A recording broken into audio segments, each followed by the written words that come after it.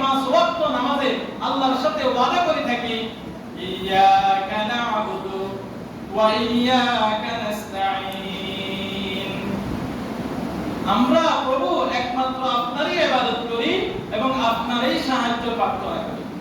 আপনারই ইবাদত করব, আর কারো ইবাদত করব না। আপনার নিকটেই সাহায্য চাবো, আর কারো নিকট সাহায্য চাবো না। এবার আপনি এখানে আসেন, মঙ্গল যাত্রা বা শোভাযাত্রা। মঙ্গল মানে কি? মঙ্গল প্রার্থনা করা, মানে আপনার ভালো কামনা করা বা ভালো কামনা। এই যে কুকুরের চিত্রটা দিয়া, ভাল্লুকের চিত্রটা দিয়া, বাঘের অথবা সিংহের চিত্রটা দিয়া, গরুর একটা ছবি দিয়া, তাদের হিন্দুদের একটা প্রতিমার ছবি দিয়া, মূর্তির ছবি দিয়া, একটা চারু, একটা কলা, একটা দারুণ অথবা একটা কুড়া এরকম দেখায় না? এগুলা দিয়ে আপনি কি বুঝাইছেন? একটা ব্যাঙের ছবি দিয়ে কি বুঝাইছেন?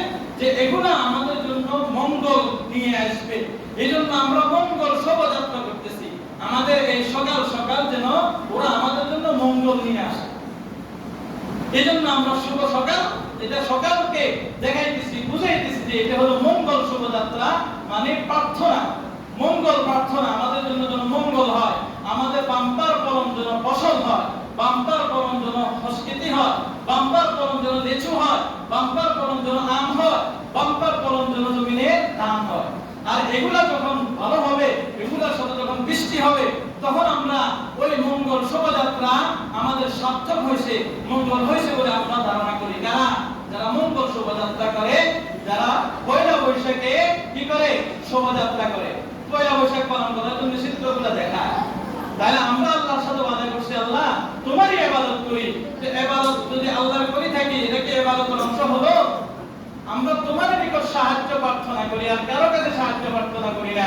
তো আমরা মঙ্গল যাত্রাতে শুভকামনা করতেছি, মঙ্গল যাত্রা প্রার্থনা করতেছি আল্লাহকে বাদ দিয়ে কার কাছে? শিয়ালের চিত্রের কাছে, বাবাদের চিত্রের কাছে, সিংহের চিত্র ছবির কাছে, গরুর একটা ছবির কাছে, ব্যাঙের একটা ছবির কাছে।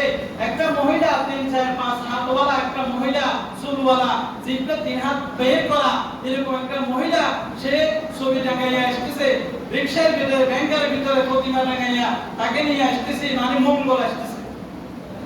এগুলা মানে কি? মঙ্গল কামনা করতেছি। আর আমরা আল্লাহর সাথে ওয়াদা করছি, ওয়া ইয়াকা নাস্তাঈন, হে আল্লাহ আমরা আপনারই সাহায্য প্রার্থনা করি, পৃথিবীর বুকে আর কারো সাহায্য প্রার্থনা করি না।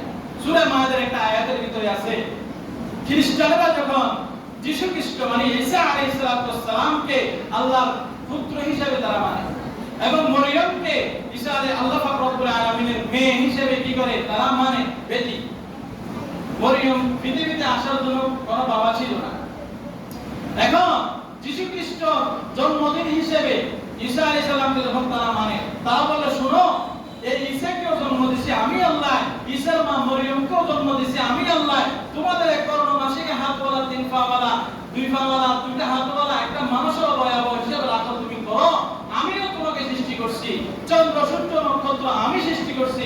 আমি চাইলে যে কোনো মুহূর্তে এগুলো ধ্বংস করে দিতে পারি। আমি চাইলে, আল্লাহ বলছে আমি চাইলে যে কোনো মুহূর্তে ধ্বংস করে দিতে পারি। তাহলে আমি আল্লাহ তোমাদেরকে বানানোর পরে তোমাদের নিজ হাতে বানানো প্রতিমা মূর্তিগুলা কিভাবে তোমাদের জন্য মঙ্গল যাত্রা নিয়ে আসতে পারে, মঙ্গল শোভাযাত্রা নিয়ে আসতে পারে।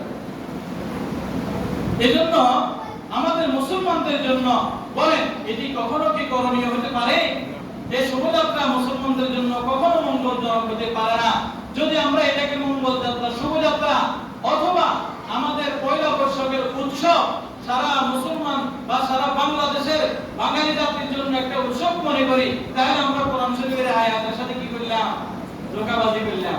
কেন আমরা আল্লাহর বান্দা আল্লাহরই ইবাদত করব, আল্লাহর বান্দা আল্লাহর কাছে সাহায্য চাইব, দুনিয়ার কোনো কারো কাছে সাহায্য চাইব না। তাদের যুক্তি হলো এই দেবতাগুলা, মূর্তিগুলা, প্রতিমাগুলা মাসুম, বেগুনা, এগুলোর কোনো গুনাহ নাই, দুনিয়াবি কোনো পাপ ওদের মাধ্যমে হয় না। আচ্ছা, কুকুর একটা চিত্র বানাইছেন, তো এটার কি রূহ আছে? আপনি তো কালকে আমাদের মধ্যে সর্বপ্রথম এটাই ধরা খাবেন যে আপনি কেন একটা কুকুরের ছবি বানাইলেন, এটার ভিতরে কেন আপনি রূহ দিয়ে তাকে জীবিত করতে ফেললেন না? আর এই চিত্র যেটা ছবি আপনি বানাইছেন, এটা কালকে আমাদের ময়দানে আপনার সামনে দাঁড়িয়ে রাখবেন। আল্লাহ আপনার এই বান্দা আমাকে দুনিয়াতে কুকুরের সুরতে বানাইছে, কিন্তু আমাকে রূহ দেয় নাই, এখন আমার রূহ যেন দেয়, সে তার বিচার করেন। তার বিচার আছে, বিচার করা সম্ভব হবে তখন আমি সাফ হওয়ার কোনো সুযোগ আছে কালকে আমাদের ময়দানে নাই। আল্লাহ রাসূল বলতেছেন মান তাশাব্বাহা বিকাওমিন ফাহুয়া মিনহুম। আমরা যদি কোনো জাতির উৎসব অথবা কোনো কিছুর সাদৃশ্য গ্রহণ করি আমরা তাদেরই দলভুক্ত। আচ্ছা বলেন না, আমাদের বাঙালি জাতির জন্য মহা উৎসব যদি মঙ্গল শোভাযাত্রা পয়লা বৈশাখের ওটা যদি অনুষ্ঠান হয়ে থাকে, তো আমাদের ঈদুল ফিতর আর ঈদুল আযহা এটা কোন উৎসব? ওটা যদি মহা উৎসব হয় তো ঈদুল আযহা কি উৎসব আর ঈদুল ফিতর কোন উৎসব? তাহলে তো এগুলো নাই নিয়ে